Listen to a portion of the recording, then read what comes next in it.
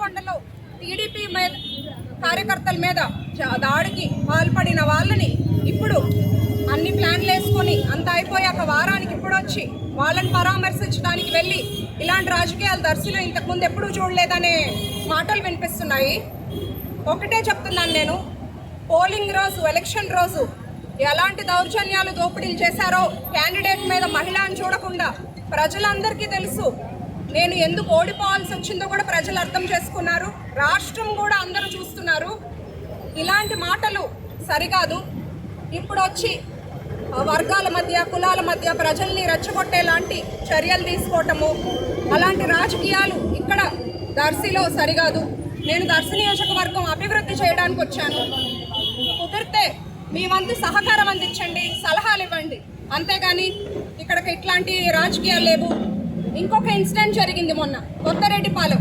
వాళ్ళు అసలు అక్కడున్న వైసీపీ వాళ్ళు ఈ రాష్ట్రంలో కాదు ఈ దేశంలోనే లేనన్నట్టు బిహేవ్ చేస్తున్నారు. నన్ను ప్రచారానికి రానిలేదు.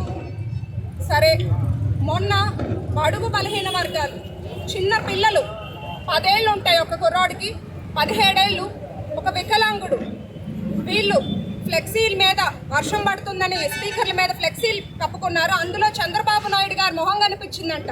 కొత్తరెడ్డిపాలెంలో చంద్రబాబు నాయుడు గారి మొహం కనిపించకూడదంట. వాళ్ళని పడేసి కొట్టారు. ఇంకా పొట్లపాలెంలో వారి కాన్వాయ్ వెళ్తుంటే ఒక బైక్ ఎదురొచ్చిందని దిగి వాళ్ళ మనుషులు వారి కారులో ఉండగానే ప్రజల మీద కొడుతున్నారు. ఇట్లాంటి వాళ్ళు వచ్చి ఇలాంటి రాజకీయాలు చూడలేదు అని చెప్తున్నారు. మేము వీళ్ళందరికీ ఒకటే సమాధానం చెప్తున్నాము, దర్శి అభివృద్ధి మా ధ్యేయం, దర్శి అభివృద్ధి మా సమాధానం. మీరు ఎన్ని చెప్పినా ప్రజలు నమ్మే పరిస్థితుల్లో ఇప్పుడు లేరు. ప్రజలు చాలా తెలివైన వాళ్ళు, వాళ్ళంతా చూస్తున్నారు. నిరంతరం ఎవరు దర్శి ప్రజలతో ఉంటున్నారు అనేది కూడా గమనిస్తున్నారు. నేను ఇది ఒక్కటే చెప్తాను, దర్శి అభివృద్ధి మా ధ్యేయం, దర్శి అభివృద్ధి మా సమాధానం. మేము